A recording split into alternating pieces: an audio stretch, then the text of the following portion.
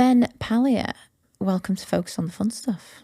Thanks for having me, Emma. You are, so just a very quick intro, you are the founder of Akea Life. That's correct, yep. The UK's largest on-call visiting GP service. Yes, by geography, yeah. By geography. Yep. You're the co-founder as well of Alphagenix, Yep. which is male hormone replacement therapy, yeah. Which I feel like it's had a massive resurgence in the past few years in terms of just being talked about. Like it's actually become mainstream, the conversation on it. Since we launched it nearly 4 years ago, the amount of people actively seeking HRT for men in the UK has just grown exponentially. Skyrocketed. I feel like I first knew about it because Joe Rogan talked about it a lot, and he did, yeah, and a few other individuals in the UK as well started to talk about it maybe 3 or 4 years ago, and that had a massive impact in men trying to learn more about it. It actually, so without going on a huge tangent, it actually affects 1 in 4 men over 40. Really? Yeah, it's a huge issue. Wow. Huge issue, and a lot of that's not genetics, a lot of that's environmental factors. So when my business partner in that business, Ross, came to me with this idea to kind of work with us and our team at Akea on getting it started, I didn't know a lot about it myself. Yeah. Then he explained about his own journey and what he thought we could do with it. And that's what we started with Alphagenix.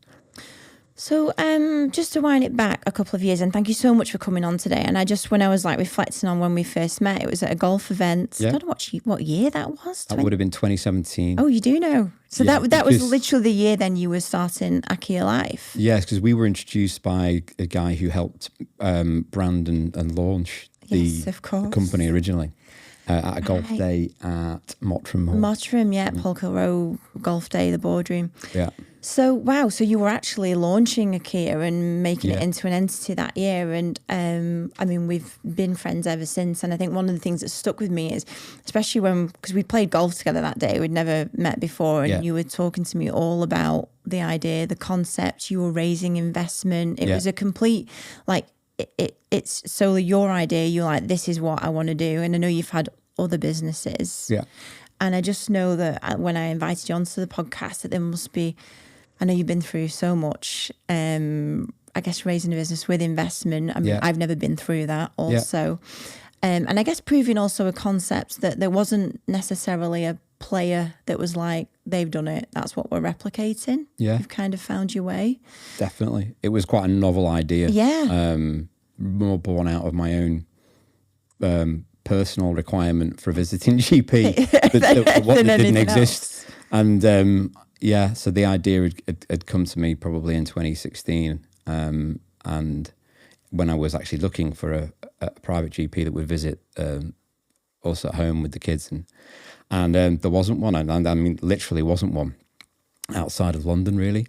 So I got to thinking, well, surely there's got to be a demand for that sort of thing. And we live in an age where everything's on demand. I mean, even more now than then, but even then we had, Amazon Prime and Uber Eats were starting to come through, and we just got used to being able to kind of push a button and get something delivered to your home. So that's when the idea started to formulate about what it could look like. And we sort of reverse engineered it. So looked at, okay, how many doctors or how many patients would it take for a doctor to be, full-time busy, and so on and so forth. And geographically, what area could they cover and what could we offer them? So we sort of built it all in reverse and sort of priced it accordingly. And wow. And a lot of what we did from day one was kind of bang on, even though it was guesswork. Because we launched, we raised money from near the beginning, and then added in got more investors involved, who have been with us since the start. We've had a very challenging first few years because we, whilst it is a good idea, I mean, it's proven to be a good idea. We know that now. But at the time, the demand really just wasn't there. And a lot of people were still quite comfortable using their own NHS. I mean, the access to NHS GPs wasn't like it is now. You could still get an appointment. You could still, speak to someone. You didn't have to ring up at 8 o'clock in the morning on a Monday and play telephone tennis and sit in a queue for hours. So times have changed immeasurably since then. So we grew much slower than anticipated. COVID was for us quite serendipitous. I know that sounds terrible because it was an awful time for a lot of people, but as a business, not just for ourselves, but for other businesses in healthcare, it was an opportunity to weirdly kind of pivot into other healthcare related things, which for the majority of that was COVID testing. So we were involved for a couple of years with various projects doing testing with the RFU, for example, doing all of the rugby players. Right. We worked at Liverpool Airport doing the COVID testing there, and a myriad of other things around the UK. And then things kind of leveled out, and as quickly as COVID arrived, it ended again. And then we had to pick up the pieces because as a business, we'd probably overinvested in. We'd been able to generate quite a lot of revenue off the back of that, but we'd also doubled down, expecting it to go on for quite a long period of time. Bought a lot of stuff we didn't necessarily need, hired staff we didn't need. Yeah. So then the next couple of years after that were quite tricky to navigate as well. I mean, one of the things I've learned out of that is that you spend all of this time when you start a business kind of waiting to make it, and then you make it, but actually you can unmake it again very quickly. Yeah, so it's not like you reach this plateau and all of a sudden it's fine and it's going to be fine forever. Yeah. So I definitely learned very quickly that you can't take your eye off the ball, and even when things are going well, you need to be kind of 2 or 3 steps ahead to make sure that predicting what's happening next year in the because I'd hired like a specialist in infectious diseases to advise us, and he was like, "Oh, COVID's going to be around for 6 years. You know, you need to be doing this, and we're going to be testing for COVID for at least half a decade." Oh gosh! And then we weren't, and everybody just got sick to the back teeth of it. It's like, no, I've had enough of this. All of the things that we've been really compliant with from very early on, very quickly became a chore. The economy was struggling. People's health outside of COVID was struggling. Yeah. And I think, almost a sea change around the world happened at the same time, where everyone just said, yeah, enough's enough. We're just going to go back to a normal way of living and learn to live with it. Which I do think was the right thing to do. Yeah. I wouldn't have liked to carry on living the way we were. But it meant that we as a business had kind of overextended ourselves. And I know of others who did the same. Yeah. And then 23, 24 became more about kind of trying to get things back on track, because we'd lost clients that, almost to COVID, had affected some of our business clients. Okay. So they no longer retained our services. Got you, yeah. So it had a knock-on effect from that point of view. That makes sense? Yeah, no, totally. Yeah. So pre-2017, you had the idea, like you've literally created a business out of something that you had your own need for. Were you running a business prior to Akea Life? So in a couple of years prior to that, I'd had another business idea. So when I'd left my previous job on this kind of mission to be an entrepreneur or whatever whether you call it that, or just be self-employed or have no boss, whatever. I'd set up my first company, which was called DEXA Health, which was very much like a sports science related business. It was an area that I was really interested in myself, had a good understanding of it.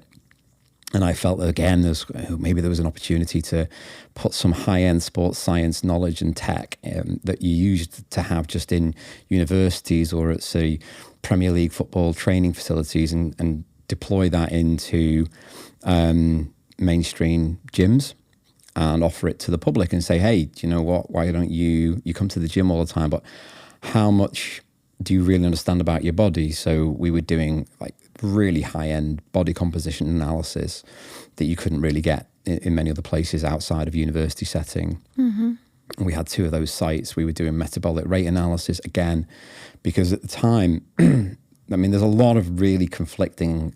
I mean, there always will be in that kind of health and well-being space. You've got the guys over here who want to tell you this is the only way you can live your life fully, and there's the guys over there that say the total opposite, and they're living their life fully. And the truth is usually somewhere like soundly in the middle.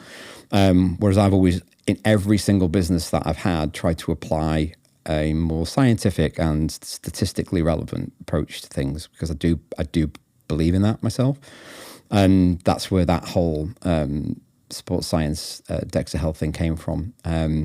So we offered a really good comprehensive package to people, but the interest in it was was challenging to get across. Most people wanted really quick results when it came to transformations that were either, these days we have obviously the likes of, I'm not sure I'm allowed to say the names, but your injectable weight loss medications. Yeah. And then we would put these really cool plans together for people that were very bespoke, but actually required quite a lot of effort on behalf of the client, which they weren't always that willing to do. So we never got the same kind of traction. Yeah. At the same time, I'd had this other idea, which meant that I couldn't do two things at once. So it was a difficult decision to do, but we shut that down after about just on 2 years. And the creation of Akea Life, I think, because the idea that you had, it's not like a kind of, it's dead easy to start a business with a laptop and a website now. Like, you can start to create and generate money online easily. The idea you've had with Akea Life and DEXA, there's more involved, isn't there? There's not just, I do feel like massive kudos. Like, the idea you've had is ultimately, it feels in my head quite complicated. You've got GPs, you need the clients, you need GPs available when the clients want the appointment. I guess it needs funding. Yeah. I don't know. Big regulatory piece as well. Yeah. So that's a huge aspect that most people don't really appreciate, of how course. Much goes into the clinical governance of what you do and the regulator that you have to work under as well. So it's a lot. There's a lot of moving parts. Yeah. And like, at the time, I don't know, I'm just really interested, like, if there's either particular things you've learned now in hindsight, or did you just go into that with, well, I've just got this idea, I'm just going to make it happen? Because I guess ultimately that's what entrepreneurs do. They're like, well, I'm just going to find my favorite the way. entrepreneur quote is, I'm going to jump off a cliff and build a plane on the way down. Which is kind of what the principle is. You've got an idea, we'll just figure it out as we go. Yeah. From my point of view, I had an understanding about what was needed. And at the very beginning, when you have no money and you have no one else to do anything, like, you literally have to do everything from your regulatory applications to building every aspect of the business plan and the financial models. As time's gone on, that's got easier. So with the things that I've been involved in, there are other people who can then do that. So it's very good when you can pay an accountant, for example, to build a cash flow forecast. Yeah. You can pay experts to write, regulatory frameworks and policies and procedures. But at the beginning, you kind of have to do every bit of it yourself. And I did have input from other people. So early in Akea, I met through a mutual friend, a doctor who's still involved in the business now, Jamie, and he's been, the registered manager of the business for a long time. I wouldn't say it's his. He lives and breathes that side of things from a clinical point of view, but he's very good at it. He gets and he's got a very good head to both the clinical and the business side. Mm-hmm. So that's been really useful. But I've been fortunate to have along the way met people who've helped enormously, whether that's investors, people who've come into the business. There's also been some very unhelpful people as well, as I'm sure you can imagine. Not everyone's a dream employee or contractor, or, we've had people come into the business and pinch ideas and go off and do it themselves and stuff like that. But and in terms of raising money and the investors, because I've never been through that process, was there a particular, did you go for people that had skill sets they could bring, or was it how did you approach that journey? I've always realistically, when you need the cash, you need the cash. So the cash is the key. So, I could give you a really glib answer, say, we're really picky about who is our investors. And, well, we're not. It's if they've got the money and they want to invest in the vision. Mm-hmm. And what I would say about investment as well, in my experience of doing it since then, and even before Akea, is it's more the person that they invest in. Right, yeah. Than it is the idea. They got to get their head around the idea. And I would be the same, and have been. But they've got to buy into you as a person, and that you've got the capability to deliver what you say you're going to deliver. Yeah. And you do see at very, very high levels, there's huge amounts of money get sunk into people, and that become nothing.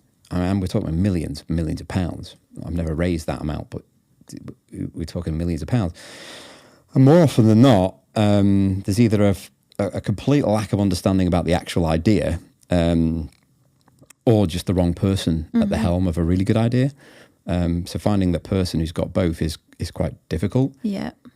But I've seen, it's just in the healthcare space, a number of high profile, we're not where we want to be at Akea. And I've got a roadmap for how we're going to get there. It's just taking longer. Of revenue. Yeah, financial more than anything. So to repay our investors, what I believe we can, is taking longer than I would want it to do. Not for lack of trying. It's just that we've had slower growth, more setbacks. But what I would say is we're still here, and there's lots that aren't. Right, yeah. So if you look at like the year we launched, which was 2017, just prior to that, you had a number of high profile online only services, for example, in the GP space that kind of launched at the same time. And almost every one of those doesn't exist anymore. Oh, really? Yeah. And they raised, and one of them in particular raised hundreds of millions. Gosh. And within 2 years of floating on, I think the NASDAQ, was pretty much picked apart and in administration. Oh, wow. After a huge valuation. So some people are really good at pitching. That's my experience. I don't know how good they must be really good. But yes, some people are really good at getting money out of people for what are not very good commercial models, in my opinion. Yeah. I don't think healthcare can be cheap. And I see a lot of businesses in the UK particularly talk about, they've got this terminology which they seem to have invented called democratizing private healthcare. Okay. Which actually doesn't really make sense from a pure vocabulary point of view. But I think what they're getting at, is that we're going to make it available for as many people as possible. As much as I like the idea, that's just not possible. Like, doctors earn a lot of money. Yeah. I'd like to be able to make what they do cheap, but it ain't cheap to buy. I get you. Yeah. So to go into private healthcare, the first thing you've got to do is find a really good price point that you can make money off. I did some recent analysis actually as part of an investor update, and when you actually look at it, and this is only based on what's available public information. There's lots of accounting that isn't available publicly, but in the UK, only 42% of private healthcare companies make a profit. Wow. Now, if you were a layman or an outsider looking in, thinking about the dire straits that the healthcare system finds itself in, and the opportunity, therefore, that there is in the private healthcare space, you would just assume everyone was making a fortune, right? Yeah. No, not true. No, because it's, a lot of them go down very traditional routes, which involve bricks and mortar, clinics, 9 to 5, traditional doctoring approaches that they can only then charge traditional prices for. And that has a ceiling. And that won't necessarily make that much money. So you've got a lot of overheads to marry up before you actually get into profit. Yeah. Some of the really big hospitals don't make money. There are very well-known UK and US brands that don't make money. If you look at just in the UK, one high-profile exit recently was Virgin. So Virgin had been in the healthcare space for a decade, largely doing NHS contracts. Couldn't make them work. I never knew that. Yeah, Virgin Healthcare. Richard Branson a little go. Wow. And he's a pretty successful guy, right? Yeah, you'd think if anyone can make it work. Yeah. So they've turned their hand to a great many things and made a lot of money out of things. Not always all, but healthcare they couldn't make it pay. The NHS contracts are very, very, very difficult to run and expensive to run, and therefore the profits aren't there. And when they had a foray into private only healthcare, that was shut down within about 18 months. Oh, really? Wow. Just building it is not mean that people are going to come. And we found that out. First 2 years, we had very, very low traction at Akea.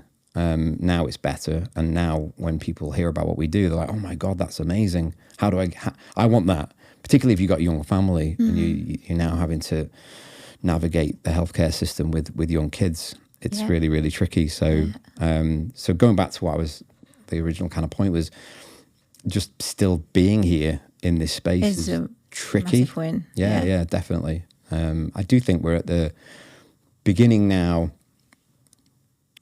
of a 5 to 10 year transition where I think purely in the GP space, we're going to be more like private dentistry, probably in a less organized way.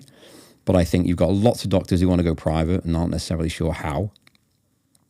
And lots of customers who want to go private and aren't necessarily sure what to buy. Mm-hmm. And I think that's going to take a number of years to sort itself out. Yeah. Some will work and some won't. We're fortunate in that we already have a good foundation, and we are still in the minority in terms of what we offer. No one offers what we do, so we've got that luxury.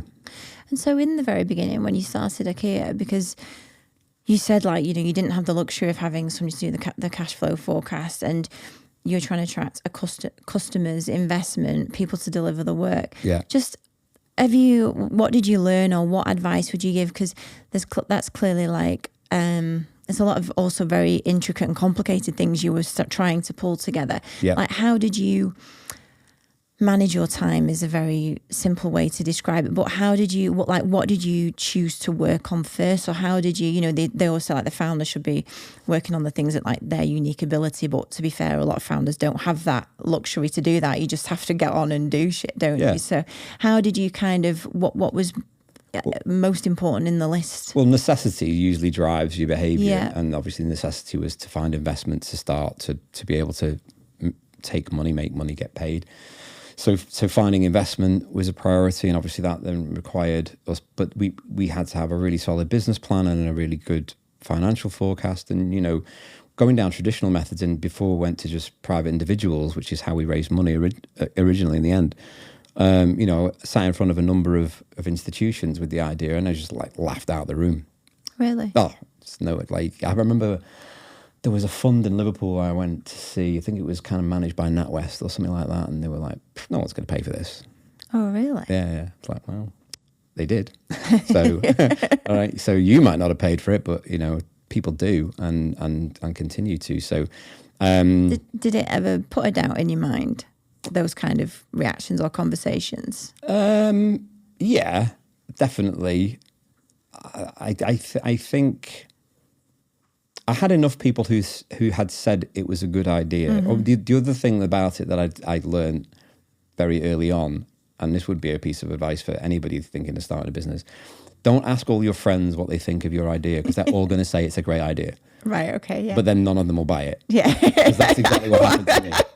So it's like you ask 20 people and they go, this is brilliant. I'm definitely going to sign up. That. When you're live, you tell me, you give me a call. I'm definitely going to sign up. And then none of them do. And I don't think any of them have since.